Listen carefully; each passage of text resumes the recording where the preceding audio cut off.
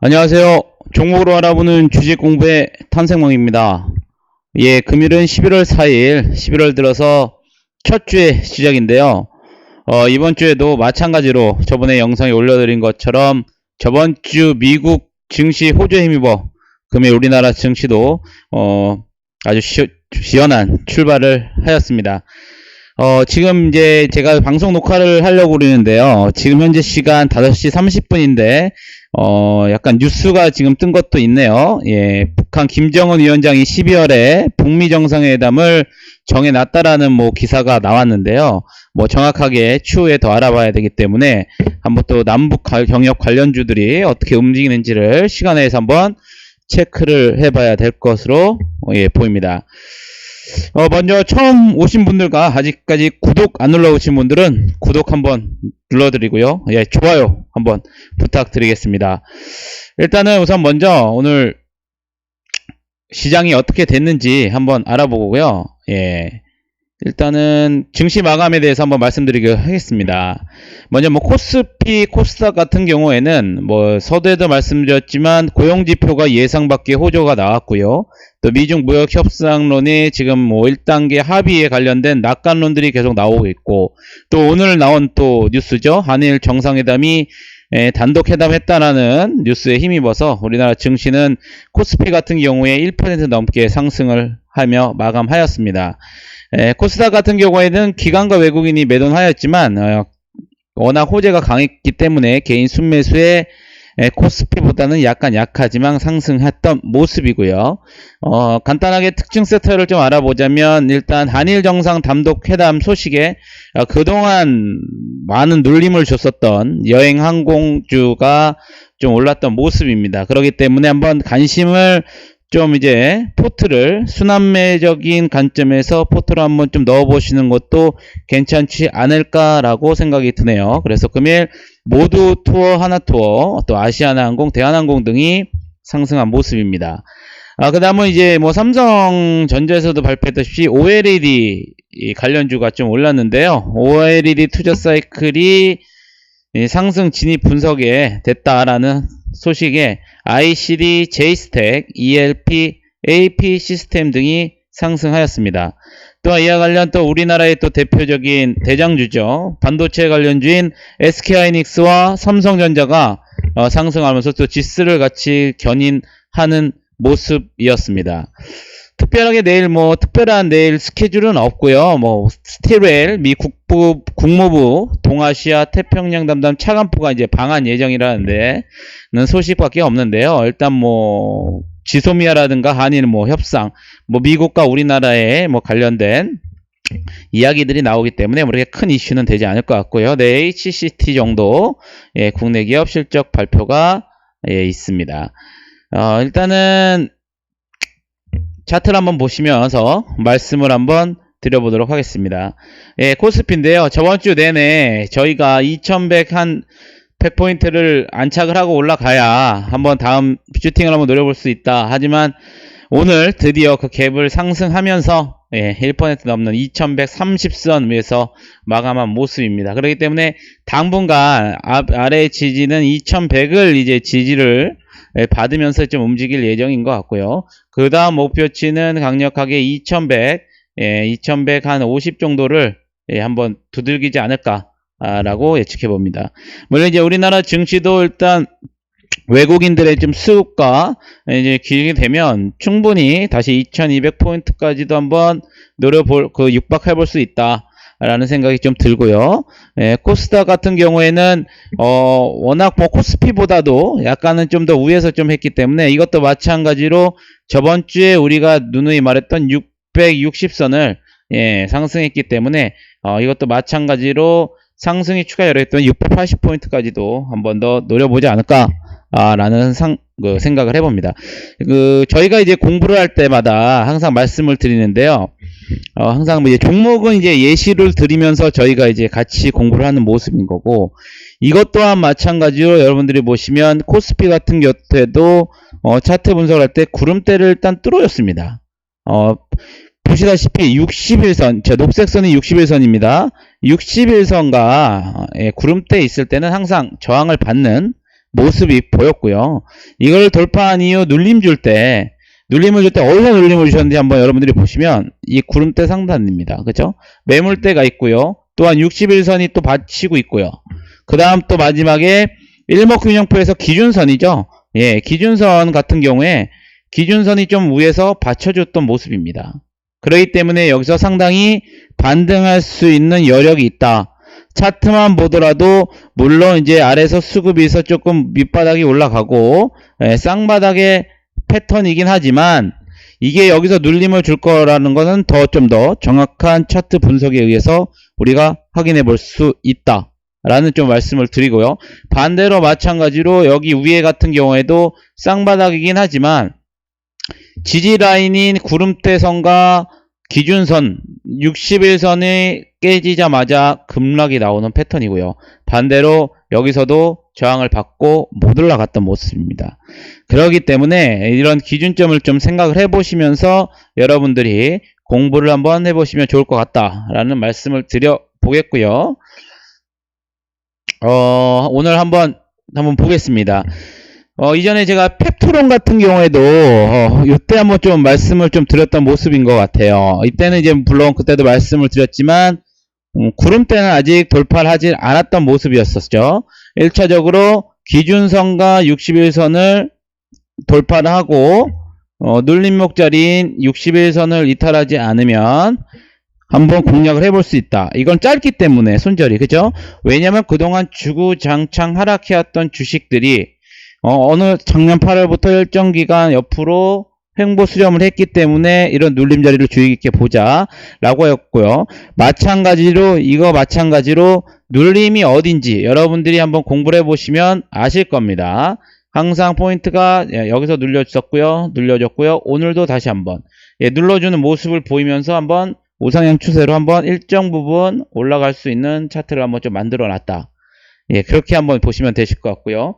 이전에 또 공부해 보셨던 거 아가만 컴포짓 같은 경우에는 이전에 삼각 수렴만 좀 알아도 여러분들이 아실 거다. 예, 그쵸? 이거 그때도 아마 이런 식의 삼각 수렴을 만들어 드렸을 거예요. 저희가 삼각 수렴이라는 거는 뭔가 좀 응축이 되면서 폭발하기 일보 직전의 모습이다.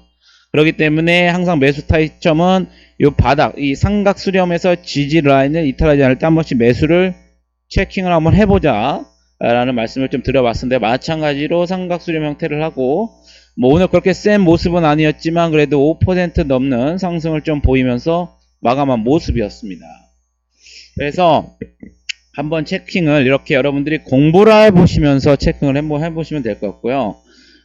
남아토건 같은 경우에 남아토건이 오늘 좀 상승 좀 마감했던 모습입니다.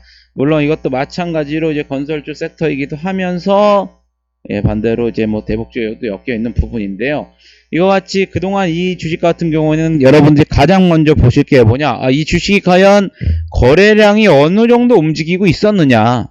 당장 오늘만 봤을 때는 70만 주 이상의 거래가 됐지만 이전에 평소를 보면은 3만 주, 2만 주, 적은 날은 어제 같은 경우죠. 13,000주.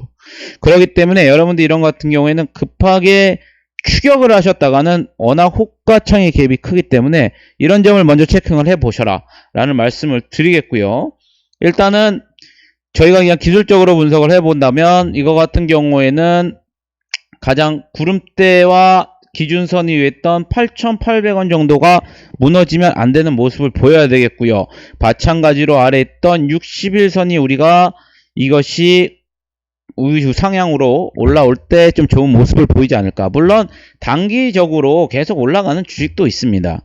물론 제가 누누이 말씀드리지만 데이 트레이닝이나 직장인이 아니신 분봉을 가지시고 매매를 하시는 분들은 충분히 가능하시지만 직장인 분들이나 아니면 병행을 하시는 분들 같은 경우는 상당히 대응하기 어려운 부분이기 때문에 눌림목을 이용해서 타점을 잡고 수익이 나셨을 때 쉽게 편안하게 매도하는 그런 이제 전략을 한번 취해보자라는 말씀을 드렸기 때문에 그런 점을 한번 좀 눈여겨보시면서 한번 관심 종목에 한번 놓으시면서 공부를 한번 해보시자 예, 이런 말씀 한번 다시 한번 드려보겠고요. 홈캐스 같은 경우에도 마찬가지였습니다. 4월 달에 좀 상승이 났었던 부분이었었고, 그 다음에 하락을 했었죠. 그러니까 여러분들이 이 주식이 오르냐, 내리냐도 중요하지만, 어떤 포인트일 때 어디를 지지받을 때가 가장 무너지지가 않았구나. 데이트레이딩도 마찬가지고, 스윙주도 마찬가지죠.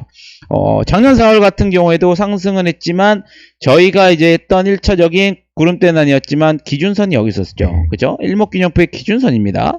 기준선이 아래로 내려왔기 때문에 좀 일단은 상승 분위기가 꺾였구나. 일단 여기서 매수를 들어가셔가지고 반등을 노렸던 전략을 취했어야 되는데 이게 생각보다 반등이 안 됐었던 거죠. 여기서 매물대를 맞고 그러다 보니 거래량도 없고 수급이 안 들어오기 때문에 그냥 흘러내렸던 모습이 보였었습니다. 마찬가지로 이 구름대 아래 매물대와 61선 이 기준선이 아래 있을 때는 아무리 세도 쉽게 돌파를 못했던 부분이었죠.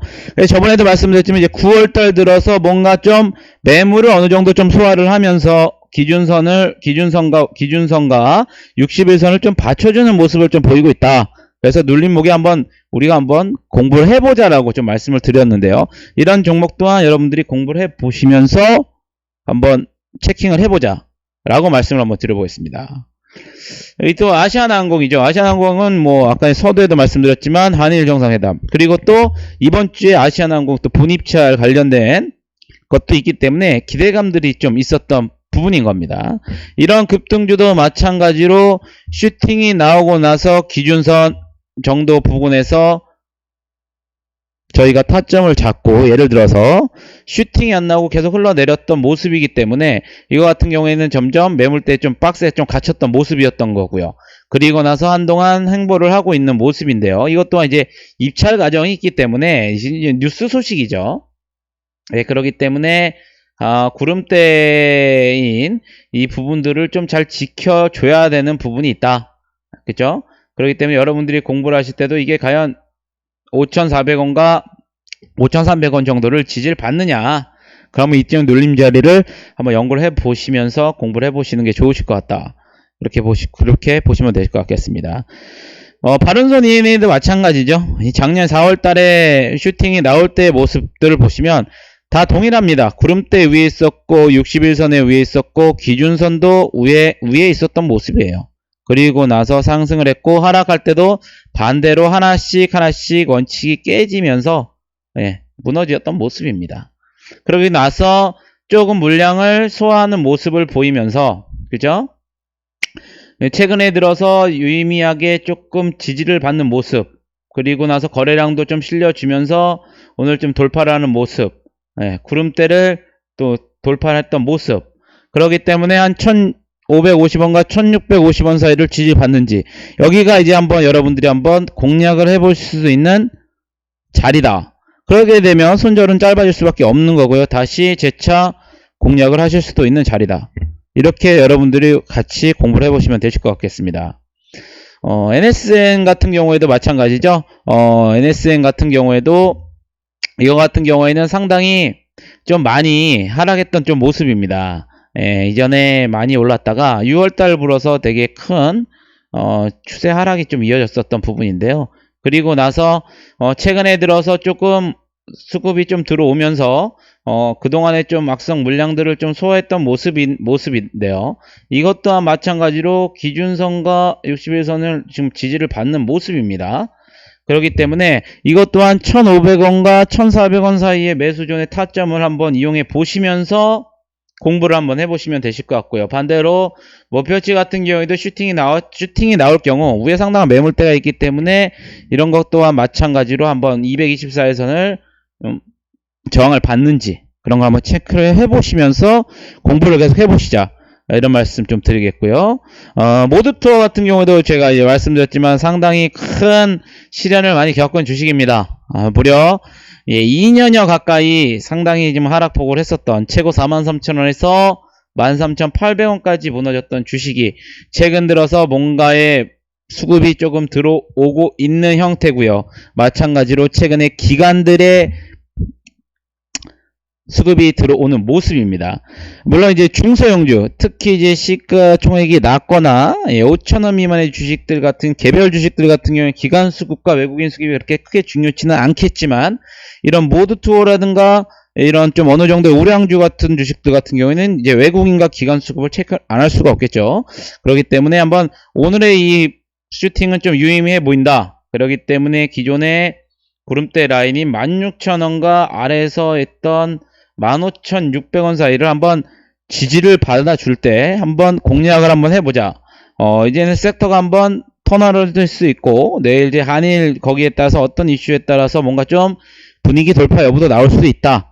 그렇기 때문에 그동안 많이 올랐던 상승 섹터에서 다시 한번 기관이나 외국인 수급이 들어올 수가 있는 거기 때문에 한번 관심 종목에 놓고 한번 지켜보시면 되실 것 같겠습니다. 마찬가지로 CJ, CGV 같은 경우에도 상당히 큰 하락을 쳤었던 부분이죠. 이것도 마찬가지로 이제 뭐 최근에 들어서 약간 좀 기간이 들어왔다 나갔다 하는 모습이죠. 외국인들이 이제 꾸준히 들어왔었던 모습이고 그에 반해 이제 개인들은 약간 좀 매도 포지션을 치면서 나왔던 모습인데요. 이것 또한 마찬가지로 추세선과 있다는 지지를 받으면서 오늘 반등했던 모습입니다. 그렇기 때문에 이것 또한 마찬가지로 여러분들께서 34,000원 정도 34,500원 정도를 지지를 받는다면 한번 매수 타점을 한번 우리가 공략을 한번 해보는 것도 공부한 요령이 되겠죠. 그리고 나서 이것 또한 마찬가지로 그 어느 시점인 224일선에 매물벽을 받는지 여러분들이 체킹을 해보시면 되실 것 같겠습니다.